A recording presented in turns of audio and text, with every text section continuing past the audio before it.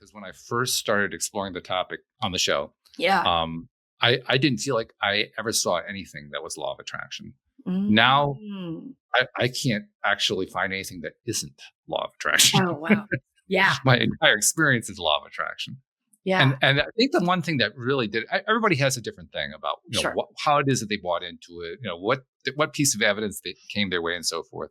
What came my way was the realization that if the universe sends me something and I ignore it, it's going to send it to me again. And it's going to keep sending it to me until I do something with it. And this is going to be equally true for stuff I don't want as it is for stuff that I do want. Yeah.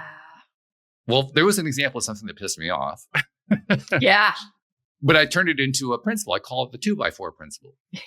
Because the universe, the universe comes along and whispers in your ear, here's the thing for you. And you ignore the whisper. And then it shouts a little bit louder in your ear and you ignore the shout. And then it taps you on the shoulder and you ignore the tap. And then it pounds you on the shoulder. You ignore the pound. And then it gets up to 2x4. Okay, you're going to get my attention. Okay, yeah. All right, I'm listening. Got it. 10th time is a try. You get enough of those, you say, all right, this law of attraction thing really is true then, because until I do something with it, it just keeps coming. It's not, and this is something Esther Hicks pointed out many times, that the universe doesn't send things to you once. It keeps sending you stuff, the same thing that you asked for over and over again until you find some way to change that vibration.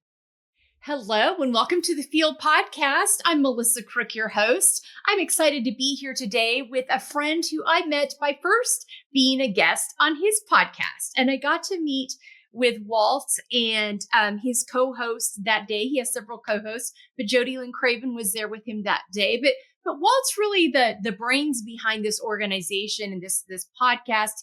And we're going to get to know him better today because and you all are like, we don't hear a lot of men on here. You're right, you don't. But the work that Walt is doing and the message that he is spreading and the book that he has about this is all going to make sense. Like, oh, I see why she wanted us to hear him. Because this message transcends all people. And he has and honors a lot of women's stories on these. And he has several women that co-host with him. So there's a very... a theme here that I just like, no, I love what you're doing. I really enjoyed getting to be a guest on your podcast. It's called LOA Today, your daily dose of happy. We'll have the link to it in our show notes, but we're going to get to know Walt Thiessen today.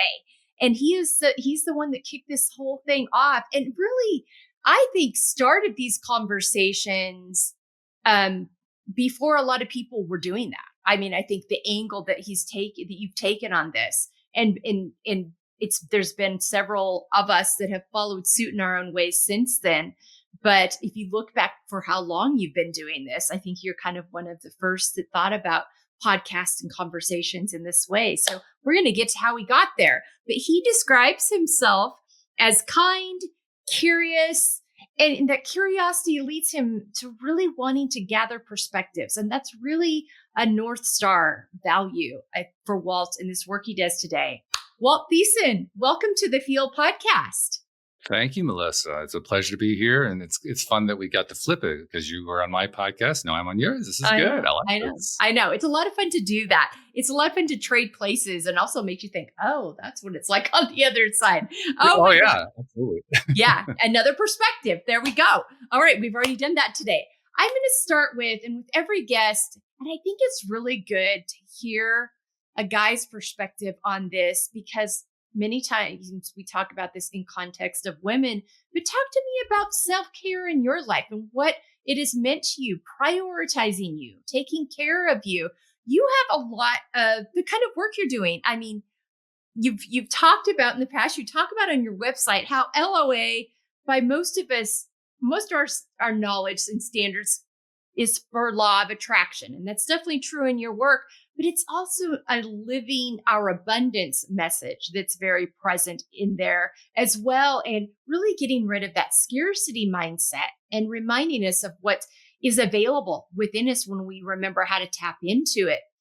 Is this living our abundance theme something that drives you in how you take care of yourself? Well, yeah. Well, not only does it drive me, it also is why I started the podcast in the first place. Okay. And okay. I mean, literally the reason I started the podcast is I was not living in abundance at that time. I started in 2012. Yeah. The 2008 financial crisis had wiped my business out entirely. Wow. It also I was married at the time. My wife's business also got wiped out. So we lost our entire income within a month, which was terrifying. Yeah. And then for the next 4 years, I attempted to rebuild it unsuccessfully. Now, I hadn't been really super successful before that, but it was, it was paying the bills. It was doing okay. Sure. Afterward, it was like trying to pull teeth. Nothing seemed to work. Wow. And I didn't understand why. And we were going deeper into debt.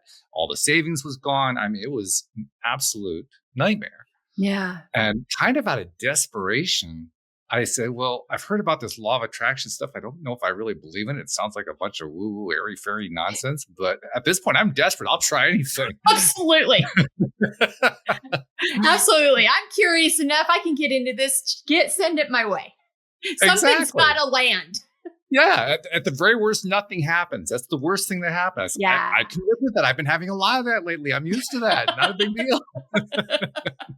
Oh my goodness. So, and plus at the time, now this was 2012. So podcasting existed, but it hadn't really taken off yet. Yeah.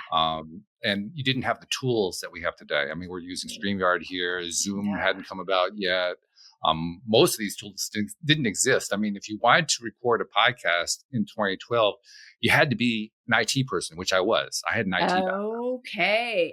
That was my next question. I'm like, how in the world did you record? Well, literally what I did is I found a piece of software, believe it or not, that enabled me to tap my own phone line. Oh my gosh. That's hilarious. Wow. So I would call the person I was doing the show with. I'd say, okay, here we go. And then I'd start recording on my tapped line. Oh my gosh. That's classic. I love that so much. You find a way. I mean, I was really one of the very first people to do interviews other than in the same room together. Sure. Because nobody really figured out how do you do it. I mean, none of the tools that we had existed. Even Skype at that point did not give you the ability to record phone calls. True. That's true. I mean, it was like the desert when it came to trying to do a podcast. Yeah. So I was one of the first ones to do it. And it worked out very well. I was able to bring on some really great guests, including one who is still a co-host of mine. He was my 12th interview. Oh my gosh. To this day, we're still doing shows together. His name is Joel Elson. And actually, Joel and I talk about a lot how we use the show for both of us to learn how this law of attraction thing works. Yeah. And a couple hundred episodes later, you're like, well, hey, I think we got this thing. I think we get it. I think we finally get it. So can you explain law of attraction to people? Everyone's heard it. I'm not sure everybody understands it. There are a lot of ways you can explain it. I find that particularly people who have a Christian background, it's a very easy way to explain it. Okay. If you understand what sowing and reaping is, you understand law of attraction. Okay. Yep. Yeah. Now, to be truthful, the way Christians and Christianity tend to use the concept of sowing and reaping is much more narrow than what law of attraction is. Yeah. But it's still the same idea. Yeah, it's the same concept. Yeah. So that's the easiest way to kind of grasp what it's all about. Okay.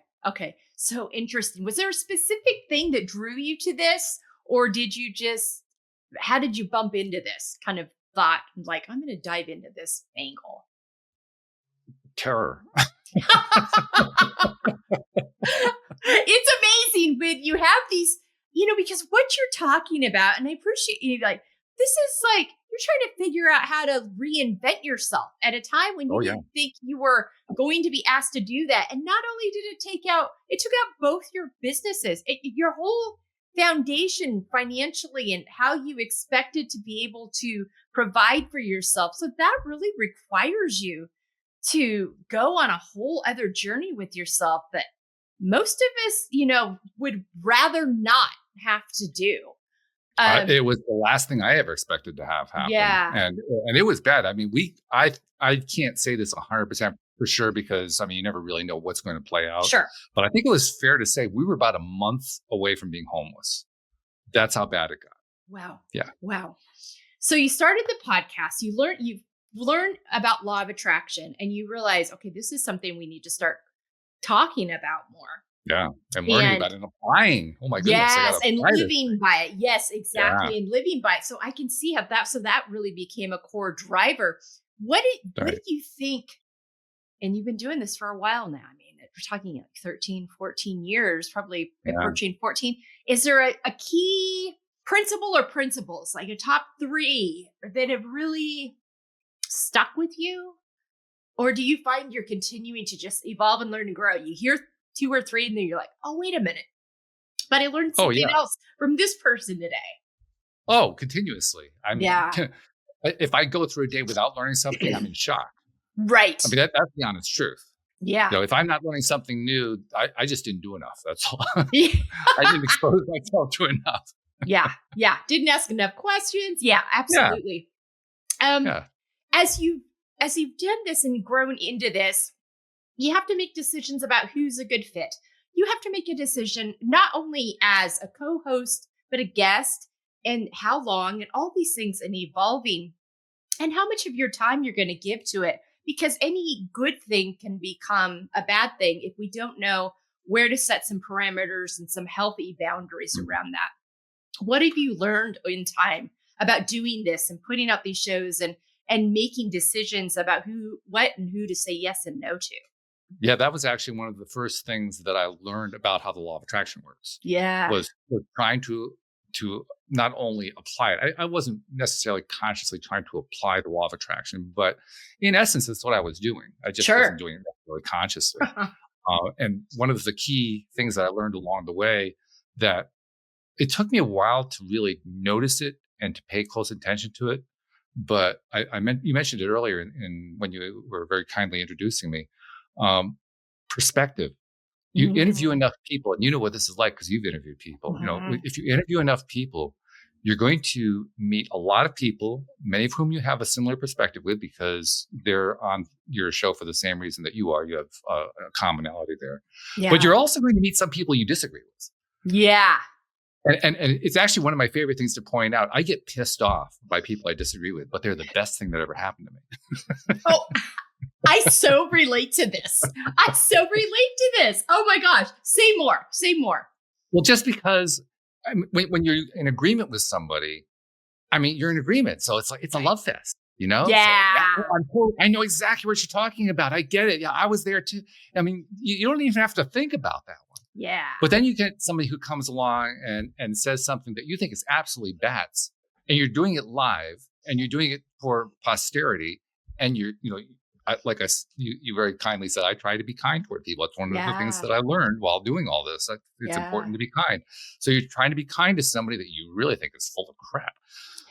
And in the process of doing that, you have to kind of listen more. That's really the only way you can get through something like that. Yeah. Because if either that or else put up a shield and just throw a bunch of banalities at them. That's the only other way to do it. And sure. I mean, you lose interest doing that really fast. Anybody would lose interest doing that. Yeah. So if you want to keep doing it, because I love it, I love doing the show. So if you want to keep doing it, you have to listen. And when you listen, like 9 out of 10 comments, you're saying to yourself, well, that's a bunch of crap. I would never do that. Anyone who does that is nuts. And then they throw the 10th one at you. It's like, oh shoot, I never thought of that. Yeah. Why did I never think of that? I'm a smart guy. I should have known that, but I didn't know that. Yeah. I love that. I like the way you've taken this, because I think sometimes it's real easy, because I bring people from all different backgrounds and spaces. And so I've had those times where it's like they've said something that isn't necessarily in alignment with how I see something, but it's still, it creates nuance in the conversation. Yes. Because you're able to get to the fact that multiple things can be true for different people. And who am I, even if I think it's absolutely off the rocker crazy, who am I to tell them their experience isn't their experience? And so it's one of those things. It's like, I don't get it, but it's not, but it's mine. And also, this is just another reminder of the nuance that's available. And I think we need to be really careful with boundaries, that we don't put up walls and we don't wall out the possibility of learning and listening to other people's stories, people that come from different backgrounds than we do, people that have something to offer us that we wouldn't run into otherwise, that drives curiosity rather than judgment. And I think that's been something that I've really learned through this process as well. And I learned it really in the beginning of my healing journey, and I talked with you and Jody Lynn about this, like curiosity versus judgment is such a huge component of that. And it's no surprise to me that curiosity is one of the ways you describe yourself, because it goes so succinctly with this. That's just what happens, though. When you do listen to somebody that you disagree with, you develop curiosity, whether you want to or not. Right. You really, because it's really you're when you're listening to somebody who you disagree with, you're looking for, where can I agree with them? There's got to be somewhere. There's got to be a connect point. Yes. Somewhere along in here, there's got to be one. And that's where the curiosity comes in, because you say, well, where is it? I wonder where it is. Yeah. And then as you find it, a couple things happen. Well, first you find it, which is like, oh yeah, thank goodness we found something we could agree on. Yeah, there's a through line here. It's like, oh, relief, good stuff. But then the second thing that happens is you get exposed to something you never really thought about before, and it changes something in you. Yeah. Some of the best things that have helped happen to me have come that way. And one example that comes to my mind is actually a very good friend of mine. His name is David Strickle. He's, I don't know if you're familiar with Abraham Hicks. Yeah. Abraham. Oh, yes. So Esther Hicks channels Abraham, right? Well, he channels the stream. It's the same kind of a deal. Yeah. And I've had him on the show many times, and I've had him channeling the stream, which, by the way, is a lot of fun. I got to play Jerry Hicks. It was wonderful. Wow. I loved it. Yeah. But putting that aside for a moment, there were a number of times where I got challenged by what the stream was telling me. Yeah. And one of the things the stream said to me one time was that the best thing that happens to us is when we encounter something. It didn't necessarily say someone, some experience, some situation that we don't like, and we recognize that there's some value in it, and that in the value we find a way to appreciate it. Oh. And that one stuck with me. It like got into my craw. Like, that. Wait a minute, that doesn't make any sense to me. It took me a long time to work through that, but when I finally worked through it, that actually did more for me in terms of becoming more kind than anything else that I can think of. Wow. Because I learned how I don't have to like it. I don't have to like something I disagree with. Right. But I can learn to appreciate it. Yeah. And we don't have to personalize everything. And that's right. And I think that comes into it too. But yeah, I love that. Thank you for sharing that. I think that's so interesting.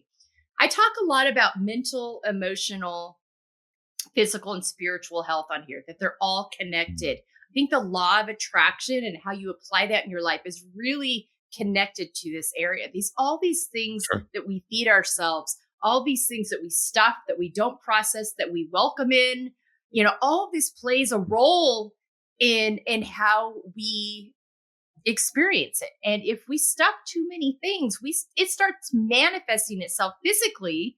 And also, if we enjoy things, it can manifest itself in a joyful way too. Talk to me about how you've seen that weave through your life and the people you've talked to and all the different health aspects there. It's funny that you bring that up, because when I first started exploring the topic on the show, I didn't feel like I ever saw anything that was law of attraction. Now I can't actually find anything that isn't law of attraction. Oh, wow. Yeah. My entire experience is law of attraction. Yeah. And I think the one thing that really did, everybody has a different thing about how it is that they bought into it, what piece of evidence that came their way and so forth. What came my way was the realization that if the universe sends me something and I ignore it, it's going to send it to me again. And it's going to keep sending it to me until I do something with it. And this is going to be equally true for stuff I don't want as it is for stuff that I do want. Yeah. Well, there was an example of something that pissed me off. Yeah. But I turned it into a principle. I call it the 2x4 principle. Because the universe, the universe comes along and whispers in your ear, here's the thing for you. And you ignore the whisper, and then it shouts a little bit louder in your ear, and you ignore the shout, and then it taps you on the shoulder, and you ignore the tap, and then it pounds you on the shoulder, you ignore the pound, and then it gets up to 2x4. Okay, you're going to get my attention. Okay, yeah, all right, I'm listening. Got it. 10th time is a try. You get enough of those, you say, all right, this law of attraction thing really is true then, because until I do something with it, it just keeps coming. It's not, and this is something Esther Hicks pointed out many times, that the universe doesn't send things to you once. Mm. It keeps sending you stuff, the same thing that you asked for over and over again until you find some way to change that vibration. Yeah. And move that. Yeah. I mean, I think about my journey and how many different signals I was getting that something was off kilter, Mm-hmm. and it's like but it took like a landslide to finally be like, we've been here hanging out with you for quite a while now. So yeah, I think it's so true. But then I love that point too of life is bumpy. And, and so the ability to be able to, and we'll talk about this more in a minute when we get into the layers, but the ability to see those experiences as part of life. I get a choice in how I respond to this. I get a choice in what I don't always get a choice in what happens to me, but I get a chance on what I'm going to do with it, and how, if I'm going to stay stuck, if I'm going to move forward, if I'm going to learn and not catch myself in this situation again, if I played a role that way. I mean, there's so many ways to approach it, and we get to, the principles that I really live by are: you are worthy, you are valuable, and you get to choose. And I think it's just important that we get to choose. And when we can remember those things, it allows us to, what my next talking point is showing up unapologetically. And I don't mean like, I am Melissa, hear me roar. I mean like owning my whole self, who I am today, meeting myself where I'm at, loving myself well, honoring myself, and then in turn, looking for opportunities to honor others and lift them up and see how I can show up and support them. This really feels like, again, another thing that you are doing. You embraced this opportunity. You had a slugfest coming out of 2008, but you kept taking a step forward each day, and you continue to evolve and grow into this all the time, but you really embraced it and became this whole new chapter that you, as much as we, no one ever wants to have all of their businesses lost. No one wants to go through what happened in the 2008 crisis again. And also, would you have ever gotten there had to where you are with the law of attraction and this work that important work you've been doing for 13 plus years now, if that hadn't happened? Well, that's one of those really difficult things to come to grips with. And I'm just now getting to the point where I can finally say it. But my friend Joel, for instance, has said it pretty much at the beginning, because he, as bad as my story was, he was a gambling addict who stole from his family's business, went to Las Vegas, lost all the money, and ended up living on the streets and eating out of a dumpster. I mean, this is like way worse than what I went through. It's like a Netflix movie. It is. Oh, yeah. I mean, it was so bad that actually you wouldn't believe it if it was on Netflix. Right. It would just, it would have no credibility, because that could not happen. Yeah. Wow. But it actually did happen to him. And he, to this day, points to that saying, I never want to go through it again, but it was absolutely the best thing that ever happened. And I'm glad it happened in my life. Yeah. Yeah. And I've asked I think I asked you too, but I've asked almost every guest on the show the same question about that very thing. You went through a crash and burn. Do you regret it? Do you value it? Every single one, 100%. I have not yet had an exception. Hundreds and hundreds of interviews. They all agree. They want to keep it. They don't want to go through it again. Right. But it's the best thing that ever happened. Yeah. It gets you on a path and a trajectory. And I think that really allows you, when you can accept that and get comfortable with that and know that your value doesn't ebb and flow also based on the things happen to you. You were no less valuable when you financially lost everything.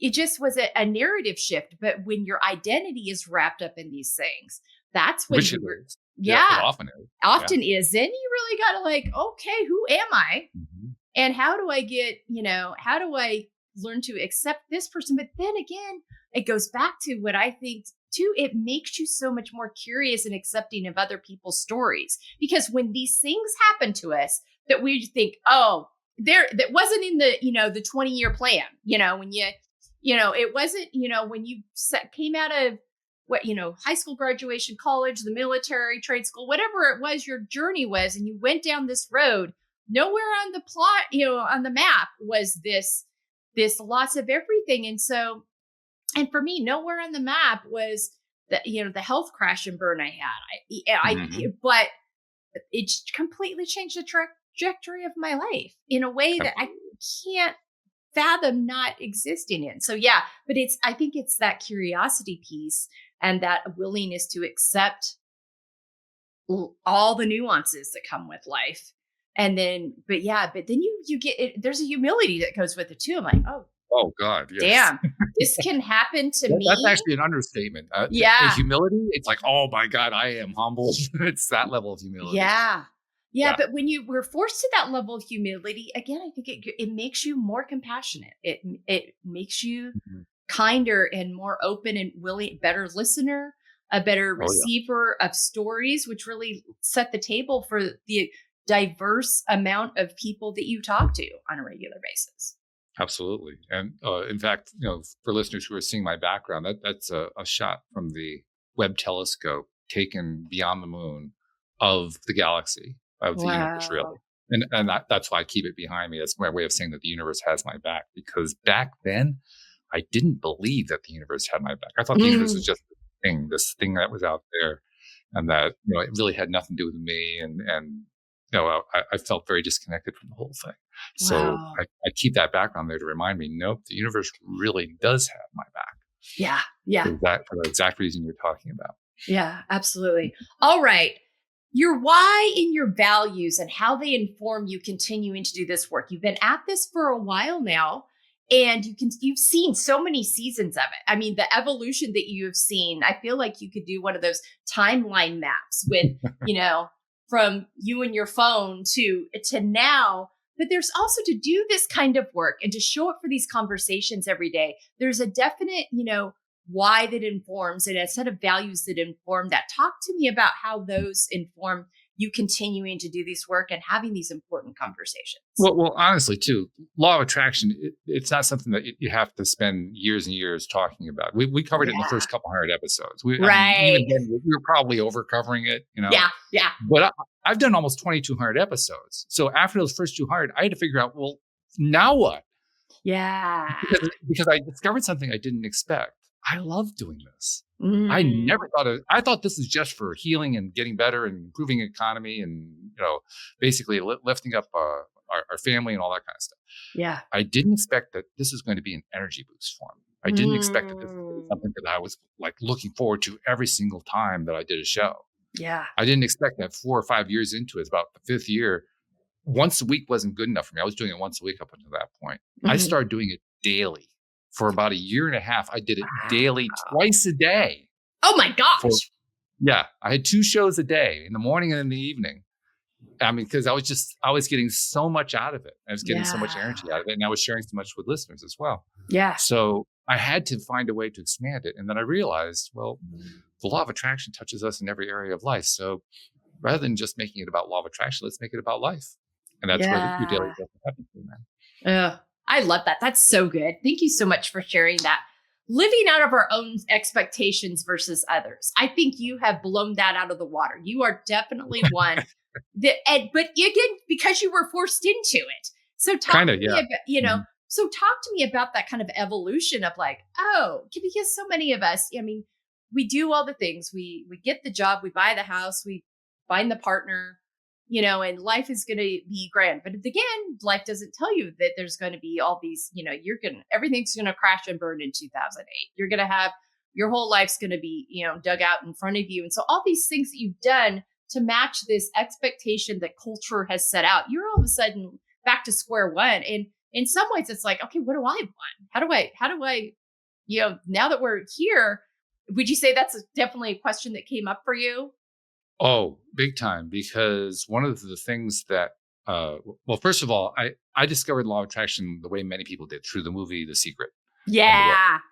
So that was my first introduction, which is, it's sort of a surface level introduction. It doesn't go into it in depth, but it kind of covers the whole thing, just, touching all the bases. Yeah. But it wasn't until a few years afterward that I even learned that the Secret actually came out of Rhonda Byrne's connection to Esther Hicks, because Rhonda would go to the Abraham Hicks workshops, and she actually recorded most of the movie on a cruise. I think it was an Alaska cruise that came out of the Abraham Hicks, neighborhood of activities. Okay. And so when I heard about Abraham Hicks, I obviously dove into that and learned that stuff. And that's where a lot of the gaps were filled in for me. That's where I really began to understand it in a way that I hadn't understood before. Mm-hmm. In the process of doing that, though, what I found was that it wasn't like I was deliberately trying to, carry out my next plan. Well, in a sense, I was. Sure. I mean, I was a consummate planner. I was the kind of person who could overplan. That was one of the reasons I crashed and burned. Yeah. Because I could plan something to death. I could plan and plan and plan and plan and never take a step. I was really, really good at that. Yeah. It's one thing to and put the plan on there. It's another thing it's one thing to have the plan. It's another thing to execute the plan. Oh yeah. And my friend Jewel would constantly be on me about that. Like, okay, so when are you going to take this step? It was that kind of a thing. Yeah. So I was dealing with that and I was learning from that every step along the way. But beyond that, I was going through a series of learning places where I wasn't really trying to do anything particular. I was just trying to find my way. Mm-hmm. So, I mean, you make it sound like I had this beautiful plan that I was following, and it wasn't like that at all. it was like, what can I do to survive today? Yeah. How can I get through the fact that we still are huge amount of money in debt, and there's still not a whole lot coming in. It's more than there was last year, but it's not like we went from pauper to millionaire. That's not the way it worked. No. Yeah. So you have to kind of work through all that. And as you're working through it, only after you look back on it do you realize, oh, there kind of was sort of a plan to it, but it wasn't the one that I had. Right. So yes, that too. I thank you for explaining that and talking about that, because I think it's real easy for us to look at the surface level and longevity of somebody like you and create a story in our heads. And it's another thing to hear the truth of it. And the truth of it was hard. And it was hard fought, and it made you question yourself on a regular basis. And am I on the right track? This is really filling me and it's honoring me. And also, is this the thing that's going to stay with me? Is this sustainable? Is this going to provide? I mean, there's so many different questions that every day. I mean, I will tell you, I've been doing this work for it'll be 4.5 years and a couple of months. And it started with the podcast and has grown into these other areas. But I mean, it's having a crisis of, is this the right path? Last night, in bed in the middle of the night when I was awake and thinking about all these things. And then you get up the next day and you have one of these conversations and you ask yourself a few of the key questions you ask yourself each day, and you remind yourself why you're there. But it's not without a lot of this. So thank you for sharing that part of that, because I think it's really important for people to understand the kind of just the belief in yourself, the belief in alignment, and that you will continue to follow and trust that path, even when it's terrifying. It doesn't necessarily make sense. And it's even when you're not really sure what it is that you want, because you outlined it the way, it's not like I knew what I wanted. I really didn't know what I wanted. Yeah. I mean, I have an IT background. Yeah. I'm really good at IT. Do I love IT? Not really. Yeah. I mean, I was one of those people who back in the early 1980s, I was able to pick up a computer and make total sense out of it. Most people were terrified of it. Yeah. For me, it was like, well, this is logical. I get all this. What's the big deal? Everybody else is like, I'm going to blow something up if I hit the wrong key. That was literally a common feeling at that time. I'm sure. So for me, it was an easy career to go into, but I didn't have any real love for it. Yeah. In fact, to be honest, I have acquired a love for it in the last couple of years that I never had before, because I actually walked away from it in most ways. Yeah. I mean, the business I was in at the time of the crash, I was providing web services to very small local nonprofit organizations around the country. Okay. Which is why my business got wiped out, because when you have a financial crisis, they lose all their funding. So they all disappeared. First ones to go. Yeah. So my entire clientele disappeared. Poof. Wow. Wow. Which is terrifying. Yeah. You said something, though, I think it's important. And I talk about this a lot, as well as just because you're good at something doesn't mean it's supposed to be your thing forever. And how you're doing that thing, if it's not in alignment with other things that you care about or have a passion for. I mean, you found this love for IT is coming really handy, I'm sure, as our technologies continue to improve and grow and develop in the podcasting world. So to be able to come back to it and have a relationship with it in an area, in an arena that you are passionate about, that you do care about, I think changes the narrative of that thing that you're good at as well. But I think too many times we are like, oh, I'm good at it, so that must be what I'm supposed to do. Well, maybe in some areas of your life, but that doesn't mean you hang every hat onto it and never try anything else and just keep doing it when you've got this angst that there's something more. And actually, I was so burned out on it, I walked away from technology for the most part. Now, in the era we walk in, you can't totally walk away from it. It's not really possible to do. But I walked away from it to the degree that someone who's not an IT person, would be normally living. I couldn't get away from the fact that, my ex-wife or my sister or, other people in my life would say, hey, I got an IT problem. Can you help me? My phone isn't working properly. I would deal with that kind of stuff. Sure. But for the most part, I walked away from it because I just didn't have a passion. And that was one of my earliest issues. What is my passion? And I didn't know what the answer was. And I was panicking over this because that was one of the things that I brought up Esther Hicks. Esther Hicks, voicing Abraham, said, follow your passion. And I said, I don't know what it is. How am I supposed to, attract what I want into my life if I don't know what my passion is? Yeah. So literally, the podcast was a major path, not the only one, but a major path for discovering what my passion was. And it turned out one of my passions was doing the podcast. Now, I didn't really expect that to be a passion, but it turned out to be a passion. And here's another piece that goes along with it. Just because I found a passion doesn't mean it was an income stream. Yeah. Because the podcast is not an income stream for me. Yeah. The podcast is an energy stream. Yes. Yeah. One that I can't live without. Yeah. But it's not an income stream. Yeah. So I had to develop other income streams that were not IT based and that were not law of attraction LOA Today. Yeah.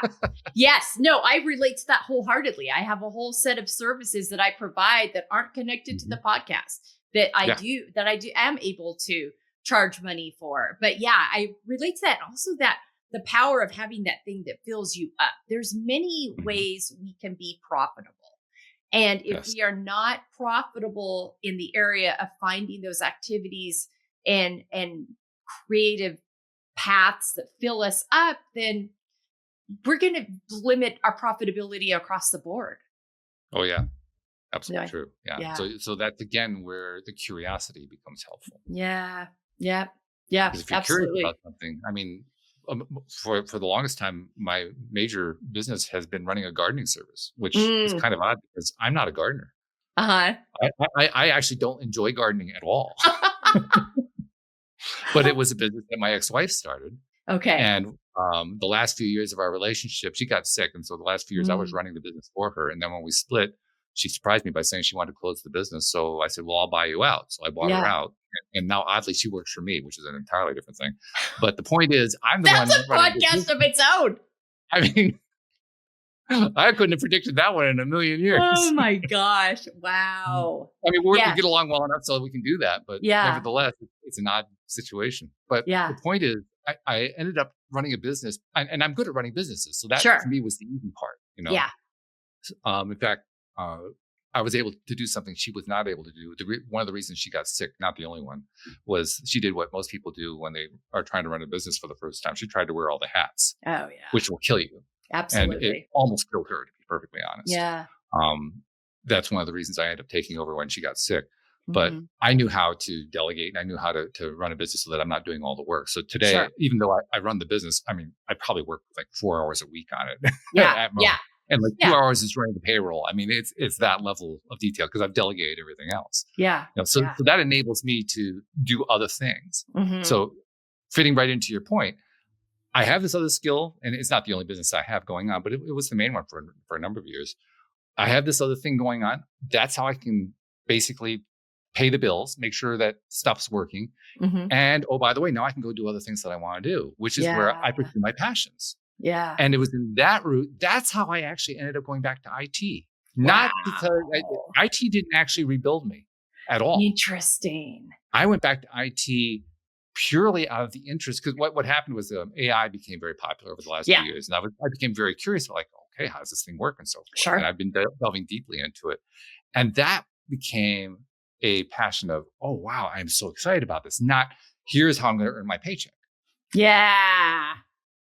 Oh, that's so interesting. Thank you for taking us on that journey. I think that's such an important piece as we're connecting all these parts and pieces which leads me to my next, talking point is embracing all of our layers. That layer was still a part of you. There was just time away from it. And so we have multiple layers that I talk a lot about accepting them, understanding them, getting, creating at least a neutral experience with them instead of defining, oh, this bad thing over here that I have shame about and I'm never going to talk about again. I'm so embarrassed or mad, or I can't believe that happened to me. Whatever narrative you spin or you put on it, you try to stuff it over here. Well, that's not going to work. It's going to continue to come up and disrupt. And whereas if you can embrace and accept all the layers. So when you decided, okay, I'm burned out on IT, you didn't just like throw it, never again, never going back, never going to be a part of it. You just left it. And then when there was a time and a season where you were ready for it, that layer came back up again and served you, and you drew you back in a different way. So I think it's just such a great example of how our layers work. And when we stay curious about them and stay open to the possibilities within them, and going back to, that key part of when those things happen that we don't love, like you've talked about, you get a choice in how you process that. You're either going to take what you learned from it and look at the trajectory it sent you on, or you're going to get stuck in just, and that doesn't, I'm all about, because I talk about this all the time, all about feeling and processing the emotions, but feel and process them so you can move forward. Don't feel them and just stay stuck there. Yeah, it's the difference between feeling just for the sake of feeling and feeling for it to be a part of your lifestyle. Exactly. Yeah. Feeling separate. If you divorce your feeling from your life, you're really not connected. No. But, interestingly, so many of us live so disassociated from that. We're just going and doing and doing and doing. And we lose context with that. And then all of a sudden one day, when I finally stopped living disassociated and got back in touch with my life again and my feelings, all these things I'm feeling in my body. And I'm like, where is this all coming from? And my therapist is like, it's been there. You've just been so disconnected that you weren't able to feel it, process it, move through it. And that really was the start of my layers journey. But you have such a great grasp on that because you were able to come to that acceptance point. Was that something you had to learn after what happened in 2008? Oh, absolutely. Yeah. That's exactly what it was. And I think that's what makes a negative traumatic experience such an effective, valuable piece of a person's life. Yeah. Because when you're dealing with something that is as traumatic as that was for me, or as when you're dealing with like the illnesses you dealt with, or the various things that you deal with in your life, no matter what they are, and it doesn't even matter, by the way, what level of trauma it is. Very often we tend to think, well, this person had this really traumatic experience, much worse than mine. Mine doesn't really count. No, that's actually not true. But I'm going to quote my friend Joel again. He points out that one of the most traumatic things that can happen to you when you're a teenager is a breakup. Mm-hmm. Now, is it anything like the breakups you have later on? Hell no. You'll go through a lot more breakups later on in your life. But the first one is the worst one. In the moment, it feels like your life's crashing and burning. Absolutely, it does. Yeah. So, trauma really comes down to not how severe the trauma is, but how does it affect you? Yeah. And how do you process it, and how does it feel to you? Yeah, that's such an important point. That comparison game is so dangerous, and it's part of what leads us to, we feel guilty or my life isn't as bad as, and that's why I'm like, we have to be really careful with the way we talk about gratitude. Make sure that your gratitude is based in healthy openness, experiencing all your feelings, processing all your feelings, and not what I call a weaponized gratitude, where you're like, well, I don't have it as bad as them, so I'm just going to be grateful. Ooh, I like that term, weaponized. I like that. That's very good. Yeah, I've seen it used sporadically other places, but I really kind of honed in on it a few years ago, and it's something that women deal with a lot. People, I think in children deal with a lot. You can get it from parents, you can get it from grandparents that oh, you should be lucky, or you should be grateful, or like for you and your wife coming out of this crash, well, you still have each other. Okay, this still sucks. That doesn't cancel. The both thing, so like, I think that can happen a lot in tragedies because we're so uncomfortable with the uncomfortable feelings and the grief that comes with them, that we're instead trying to find the thing to be thankful for. I'm like, yes, but don't minimize the grief. We're nuanced, we're layered, we can hold both. Mm-hmm. Yeah. And well, I think what happens is when you do go through that highly traumatic experience, traumatic for you, doesn't matter how traumatic it is from somebody else's perspective, but when we go through it, we find ourselves literally going through it moment by moment, one painful second at a time. Yeah. And when you do that, that's where the focus comes in. Yeah. It isn't like you have to focus. It's that you kind of have to just to stay sane. Yeah. It's not like I'm going to focus right now because focus is important. No. It's more like I need to focus just to figure out what the hell I'm going to do the next second. Yeah. Yeah. What's my next move? Kind of path, exactly. Because that's when you start scooping up the information that's been there all along. Yeah. But when you have that level of granular attention going on, it's when you learn the most about whatever it is that you're dealing with. Yeah. And when you learn it, that's when you're able to make the progress. Yeah. Yes. Now, here's the hardest part about that. The hardest part is while you're going through that, you can't tell that you're making the progress. No. It feels like 3 steps forward, 10 steps back. Absolutely. Yeah. Mm-hmm. And that's on a good day. Yeah. Yes, exactly. That's if you just don't feel stuck in the mud all day. Absolutely. Right. Yes. Yeah. So good. At least I got 3 good steps. Most days it's 10 steps back, period. That was it. That was the day. Exactly. So true. Thank you so much for that. I think it's so helpful to realize that also too, we look at people's lives on the surface and we don't take the time to be curious and listen to their stories and what they actually went through to get to a space. Because I think so many times we'll see people that they're like, gosh, you seem really content. You seem like you've really got it all together. And they think that I've worked really hard to get here to this point. This has been a slog. And if you would have told me what I had to go through to get there, I might have not on the front end said yes to it. I would have probably been like, oh, hell no, I'm not doing that. So yeah, I think it just goes back to that nuance of the layers and being open to the opportunities that exist within them. And I think that's where I learned how to appreciate things I didn't like. Yeah. Because that like I said, that one took me a long time to really take on board. The only reason I even gave it attention was I liked my friend David. Yeah. David and I get along well. So, it made sense for me to listen to it and to listen. I believed in what the stream taught. The stream was very similar to Abraham. The messaging is very, very similar. But hearing that one was really hard. Yeah. And I think what made the difference was looking back over a long enough period of time and seeing all of the ways and instances where I was literally surviving second to second and realizing that's where I was learning stuff. That's how I learned to appreciate something I didn't like, because I definitely did not like that. That was not a fun time. Yeah. But you know what? I learned so much out of that. That's the appreciation factor. Yeah. And when I realized that they were part of the same thing, I said, that's how you learn to appreciate something you don't like. Yeah. You look at the part that actually helped you. Yeah. Yeah. Yeah. And it's that whole piece thing. Thank you so much. That's so good. I call this in living out feel and finding empowerment, embracing layers, which I feel like you have done that in your life. Talk to me about how that has changed or impacted, maybe is the better word, your relationship with yourself, as well as your relationship with other people. Well, when you're going through hell, because that's really what it is, when you're going through hell, you're from moment to moment, you're reaching for any tool you can reach for, trying it out just to see, does this one help? Does that one help? Does this make a difference? Does that make a difference? And I probably tried all the tools that you could try because they were presented to me on the podcast. So, okay, another tool, we'll give that one a shot. And a lot of them didn't really work for me. And that's okay. Yeah. I mean, it's hard because you want to try something and it doesn't work. Like, oh, shoot, there's another one that didn't work.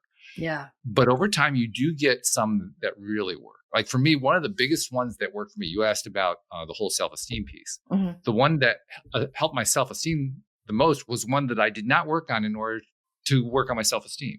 Mm-hmm. I worked on it because I had read an article by Jack Canfield, the author of the Chicken Soup for the Soul series. Oh, yeah. Also one of the presenters in The Secret, right? Yeah. And in this article, he talked about how he had used mirror work to quiet the monkey brain. That chattery brain that just doesn't want to stop. And mine was going nuts at that point. Yeah. So I said, okay, I'm willing to try anything at this point because this is driving me crazy. I mean, meditation, I can't meditate for anything. The moment I try to meditate, the brain goes off in 5,000 directions. I got to do something to quiet this thing. Mm-hmm. So he described the mirror work. I started doing the mirror work. I got one day, well, my first day was actually comical because first of all, I had to get myself to actually do it, right? Yeah. And so I'm in front of the mirror and I don't even want to look at myself in the mirror. You're supposed to look deeply into your own eyes as you're doing this. I couldn't even look at myself. Wow. So I briefly opened my eyes and said, oh, I really like you. Oh, I can't do this. I mean, that was the extent of the first session. Yeah. The second section was about twice as long as that. So it lasted about 10 seconds instead of 5 seconds. Okay. But by day 6 or 7, it was starting to feel like, okay, I can actually do this. I don't like it a whole lot, but I can start to do it. And by day 17, I realized something had changed a little bit. I didn't know what it was, but it was like the voices in my head were quieter. Huh. I said, okay, are they really quieter? By 17, yeah, I think they are actually quieter. I think I can quantitatively say they're quieter. They're not quiet, but they're quieter. Yeah. Okay. But keep going. By day 30, it was almost silent. And I kept doing it. I actually did it consistently for 50 days. Wow. And at the end of 50 days, the monkey brain had stopped. And Melissa, it's never come back. Wow. But now here's the real thing that ties into what you asked about. I did not realize how much it was going to help build my self-esteem. Because once I went through that process, first of all, when you're doing mirror work, you're looking at yourself in the mirror, you're looking in your own eyes and you're praising yourself for what you're doing right in your life. And you're giving yourself credit and you're loving yourself and so forth, which we're not used to doing. So that's what makes it so comfortable. Yeah. But when you do it and when you stick with it for 30 days or even the 50 days like I did, it does something to you. It gives you a level of confidence you never had before. So again, that's not what I was trying to do. Yeah. But it's what the residual aspect of it was. That's what the result was that I didn't expect. Yeah. I love that. I think it's such a great example of, I feel like that's what it looks like and feels like when you start realizing what's in you. Like when we're able, because I talk to, women all the time and people are like, are you a coach? I'm like, no, I am not a coach. I'm here to advise and guide women back to what's already in them. They just needed somebody to show it to them. So I call them empowerment sessions. And I'm like, I'm going to help you tap back into what you already have in there. And I feel like that's what mirror work does, is it helps you tap back into what's been there the whole time. You just needed to have something to help you get. And when you can tap into that and own that, there's just a calm confidence that comes. I call it, kind of a humble confidence where you stay curious and know you have more to learn, but also feel very settled and have stability in who you are and what you value and what you're made of and what you're capable of. Oh, yeah. Not only what you're capable of, but what you are capable of believing about yourself. Yeah. Yeah. So the belief is what was missing before. And the belief is what the mirror work builds up. You start to believe in yourself in a way that you never really believed in yourself before. And in the process of doing that, this is probably the biggest part of the wake up for me, where the mirror work was concerned. I recognized after a very short time, probably around day 20, something like that, I recognized just how rough I was on myself. Yeah. I mean, up until that point, I would probably have denied that I was really that difficult on myself. Yeah. But after 20 days of loving on myself in the mirror, I had become really, because the contrast, right? Yeah. When you don't have contrast, it's hard to see the difference. Exactly. So if I have no history of being kind to myself, then how can I tell I'm being cruel? Yeah. But once I'm being kind to myself, and then I can see where I'm being really unkind and judgmental and critical and so forth. Now you can see it in a way that you don't normally see it. That's the benefit of doing, first of all, something like a mirror work that's so uncomfortable to do. Yeah. But also because the mirror work is you working directly on you. You see that kind of contrast, division, whatever you want to call it. You see that so much more vividly than you did before. And that's where you become kinder. Yeah. Because then you realize, well, I don't want to be that way toward myself. And funny thing, when you slow down, you don't actually change it immediately. But you try it to takes time. You got to unlearn that thing you've been doing for forever. Yeah. But even as you're making those changes, you don't even have to think about being kind to others. You just are. Yeah. Because now you're being kind to yourself. Yeah. Yes. That's such a key part. I'm so glad you said that, because I say all the time to women, if you're like, I want to help others, I want to show up for others, you got to know how to show up for you first and do that well and in a healthy way before you're going to be able to do that in a meaningful, long-standing way with other people. Absolutely. We miscalculate and underestimate the power of that banter that's going on in our heads and how much of it, because I had a very similar experience. My therapist is like, are you harder on yourself? I'm like, no, I'm very confident. I'm very capable. She's like, all right, I just want you to spend a week tracking your inner dialogue. Just, you don't have to do anything to it. Or I want you to just be aware. Oh my gosh. And the number that does on our confidence. So it's that contrast of, being able, so it's no wonder that was an outcome. I love when you go in and do things and you get all these multiple layers of outcomes. Thank you so much for that. And it does absolutely, to interact and really truly engage and be able to be curious and listen. And I even have conversations that are bridge building and connecting in any way. You got to start with you. Yeah. Yeah. And like I said, if you do the work on yourself that way, it actually is easier. Not even easier. It's just plain easy to do it with somebody else. Yeah. It's no longer, if it was a challenge before, forget it. It's no longer a challenge. The challenge is gone. Yeah. Yeah. So because true. It turns out the challenge was actually yourself. Yeah. Even though you thought the challenge was them, it was actually you. Yes. Oh, that's your takeaway today, folks. If you've got nothing else out of this, sit with that. That's so good, Walt. Thank you so much for that. All right. We are winding down here. What I call the rapid fire. Name 5 activities that nourish you.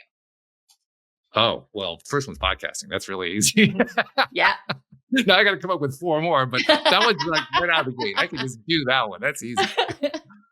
I'm a dancer. I love social dancing. I'm a swing dancer. I like doing hustle. I like doing some of the Latin dances a little bit, but I love dance. It's wonderful. That's fun. I'm a musician. I love playing music. I was a musician when I was a kid. And then there was about a 35-year gap where I just stopped. Oh, wow. And then a number of years ago, my brother gave me one of these electronic keyboards for Christmas. And so, I had taken piano lessons when I was very young. So it's like, okay, yeah, I can do this. And I'm finding I love this even more. I used to be a guitarist. I love this even more than playing guitar. So that's another way for myself to discover myself and to connect with myself and so forth. Yeah. So I love the fact that I'm a musician. What's the exact way that you framed the question? I want to make sure I address the way you framed it. 5 activities that nourish you. That nourish me. Okay. So yes, podcasting, dance, the musicianship, playing music, socializing, getting out and meeting people. One of the things that actually had to happen once I became divorced, my ex and I divorced 2.5 years ago. And I quite honestly, I didn't have much of an outside social life. I had to start developing that. If I didn't, it was going to harm me. I could tell it was going to harm me. So I made a point to get out and make as much connections as I can. And dance was actually a great way to do that. And I used dance as like my way to get myself out the door. Meetup groups, those are also great. I find myself going divergent, trying a lot of different ways to connect with people. But yeah, human connection is one of the most important ways to nourish myself. Yeah. Without a doubt. And then I guess the 5th one on my list has to be my cat, Joy. Who's a male, by the way. Joy wow. I love that. Yeah. That's so much fun. Well, Joy came to us as one of 4 cats. He was he found us when the people who lived across the street from us, we were living in Virginia at the time, they got evicted from their home. We didn't know that, but they got evicted and they abandoned all 4 animals, Oh.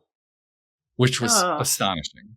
Yeah. And sickening. But nevertheless, he found us. We ended up rescuing all 4 of them. We found homes for 2 of them. We kept 2. My ex has one of the other cats, Harmony, and I kept Joy. And Joy is truly a joyful cat. I mean, everybody, anywhere that we've lived, including now where I live now, all the neighbors say, "Oh, he's such a wonderful cat. He's so," he loves them, and they all love him. It's that kind of a thing. And he loves all the animals too. Oh, wow.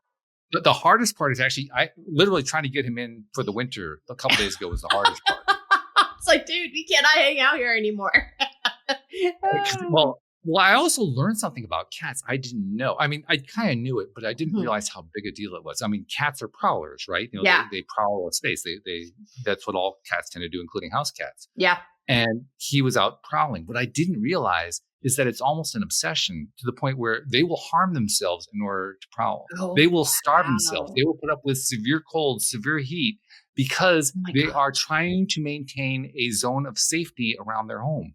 Wow. That's what that's all about. So when he was constantly wanting to be out, he was trying to protect the home. Wow. And when I finally, you know how I learned that? I learned that from talking to AI. AI explained it. Okay. And once I grasped what that was, I'm like, oh, okay, well, now I have no problem forcing him to come into the house because, I can help him break I'm going to save him from himself. Yeah, take advantage of everybody has neuroplasticity, even cats. So, help the neuroplasticity to reprogram him that he's safe because he's inside the house. Yeah. And I mean, he still wants to go out a little bit, but just a couple of days later, it's worked out great. So, oh my gosh. Long story short, he nourishes me, I nourish him. It's a nourishing co-relationship. I love that. So good. All right. 5 words on how you want to feel the next 6 months. Next 6 months? Continuation, really. Excitement is a big one for me. Curiosity, definitely a big one. And perspective. Is perspective a verb? I think you can count it as a verb. I think so. It's got enough going on there. So I'll include that. And there's certainly an emotion attached to it. Perspective is like a wow kind of an emotion. It really is. Yeah. So those 3 for sure. I got to come with 5. Let's see. 2 more. I want to feel love for sure. I'm looking for that next relationship, and I can't say I'm an active dater, but I have done enough dating to try to make that happen, and also building the non-primary relationships too. Both kinds of connection. Yeah, those are really just as important. Yeah. And then because I'm working on a rather unique AI project, I want successful. I want to be very successful. I love that. So good. Yeah. Walt, tell people where they can find you and follow you. This will also be in our show notes, but share with the listeners right now. Actually, it's kind of hard to not find us. So true. You really are everywhere. Just look for LOA Today. Anywhere that you would look for a podcaster, we're going to be there. But if you want the top list of characters, Apple Podcasts, we're definitely there. We're there on Spotify. We're on YouTube. We're on Facebook. We're on LinkedIn. You start naming them and we're there. Even the medium-sized podcast platforms, once you get on one, you're on all of them. Yeah. So, and if you want to find out more directly about it, go to the website, loatoday.net. Okay.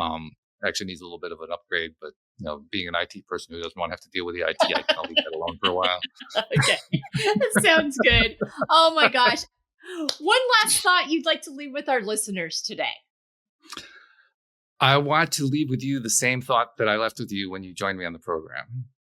I don't know if you remember exactly what I did at the end of the program, but I do this every program because we now live in an era where we are sharing with the world through all these different activities like the podcasting. We write books, we create courses, we do coaching.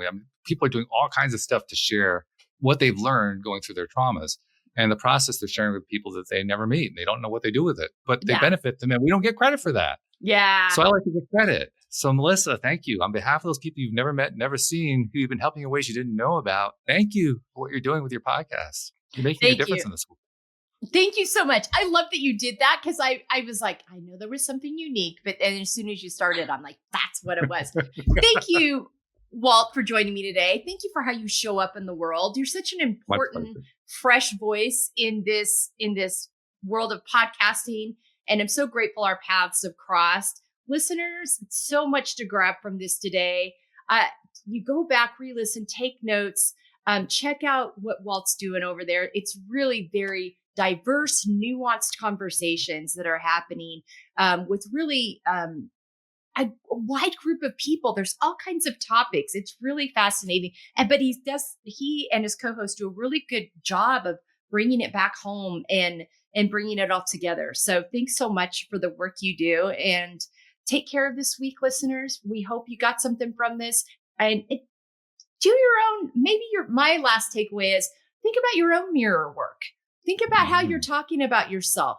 Think about the impact that has. And it can be whether you're journaling that and tracking how you talk to yourself, or actually doing the mirror work that Walt talked about, that being kind to ourselves and versus not has more of an impact on us than we understand. So absolutely. Yeah. The ripple effect that comes off of that oh is my gosh, almost impossible to measure. It is so vast. Yeah, it really is. Yeah. All right, friends. Thanks so much for being with us. We'll see you next time here on the F.E.E.L Podcast. Hello, and thank you so much for being with us today on this episode of the F.E.E.L Podcast. If you would like more information on how you can apply these talking points that I share with our guests in each episode to your own life, really utilize this F.E.E.L framework, go to embracinglayers.com, fill out our contact form, and let's set up a free 30-minute consultation to talk about how you can start living your most authentic, organic, healthy, F.E.E.L-fueled life.